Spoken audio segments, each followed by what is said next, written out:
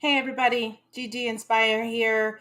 I am thinking about beginning with the end in mind. I've always been taught to begin with the end in mind. What's your outcome? What is it that you want? And that's always related to business. And I talk a lot about business. I'm an entrepreneur. And I've been thinking more and more about our outcome and what we want in life and what we want for our families. So I'm a mom. I have two young girls. One is almost 11, the other one has just turned 8. And I always thought that parenting was a really natural thing. You would know what to say. You'd have it would just be kind of simple. Do you know what I mean? Not a big, hard thing. It's crazy making. And, every stage that they've been in, I've had different challenges. And so I wanted to kind of put this out there for you guys because I've been thinking more and more about this. And I don't have all the answers. This is my second go round, with kids. I have one, and then my second go round is two. So really my first. But I think really, you want the same thing, beginning with the end in mind. What's my outcome? I want, happy kids. I want them to be, contributors to society. I want them to be good people, honest, integrity, all of those great attributes we want them to have. So I've been thinking more and more about this because I struggle a lot with doing homework with them.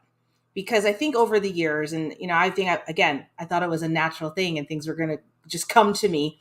God was just going to send me a message and I was going to know exactly what to do. But now we struggle a lot with homework. And after the pandemic, it was really eye opening because I realized, like, number one, I'm not a teacher.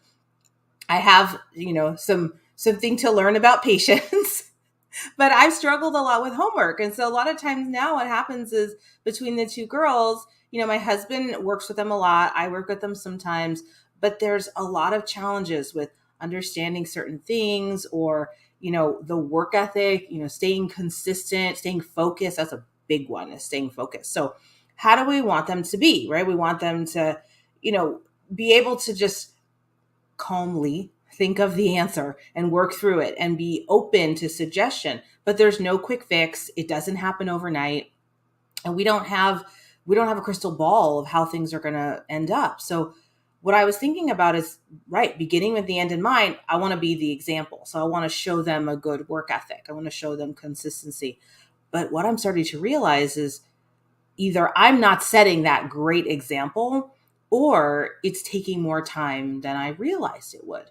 So I'm doing my best to be the example, be more disciplined. I'm not perfect, right? But we're trying to teach our work ethic, teach our stick to itiveness, all those things we're trying to teach our kids, but also to stay calm and reason through things without getting too emotional.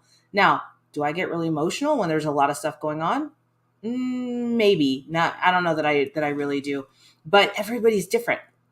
Everybody reasons and processes information differently. So we have to meet them where they're at. So I am, calling out to you guys, but also saying, hey, how do you guys do homework? What do you do with your kids? What have you found that works? Because since all kids are different, all of us are different, but there are similarities. And so there are ways that we can process things differently. So how do we build our kids to be greater people? So we want to teach them. We want to make sure that they have good work ethic, that ability to continue to persist even when it's hard.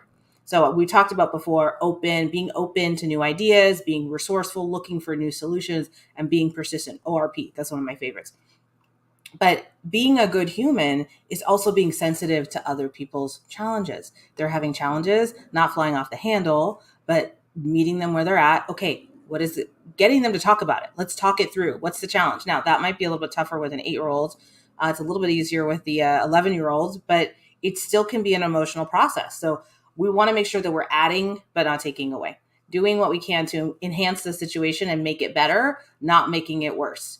And I think sometimes, I know I go through it when I'm frustrated with the kids when we're doing homework. I have challenges with trying to stay patient and calm and making sure that they see the most together parent that they can.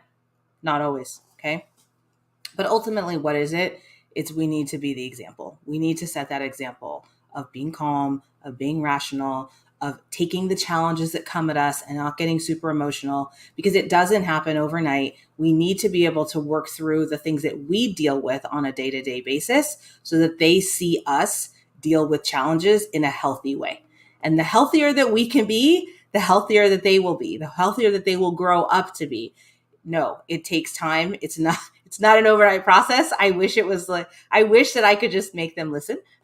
I wish that it would be simple and easily to duplicate, but it doesn't seem that way. And it takes, you know, how you remind your kids to have manners and to do certain things, and they go to other friends' homes or something like that. You teach them to have good manners. You teach them to behave well. When they're in their environment that's most comfortable for them, oftentimes they don't. But you hope and pray that when they go to somebody else's house that they're good, and they go to school that they're good, right? What I found is that we have to keep working on this every single time. Did you say thank you? Did you clean up after yourself? Did you this? Did you that?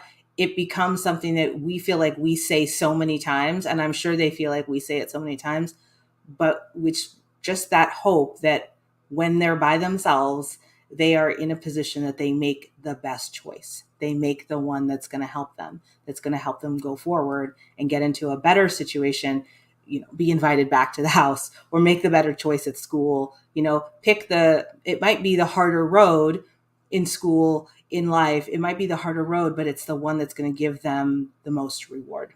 So as a parent, I don't know that I have an actual point to today. I just really felt like I wanted to talk about some of the challenges that we face as parents and some of the things, as far as my mindset goes, that I'm trying to improve about myself. So I would love any suggestions that you guys have on how to deal with kids with homework, how to give them the mindset of persistence, how to help them reason through these challenges that we're navigating.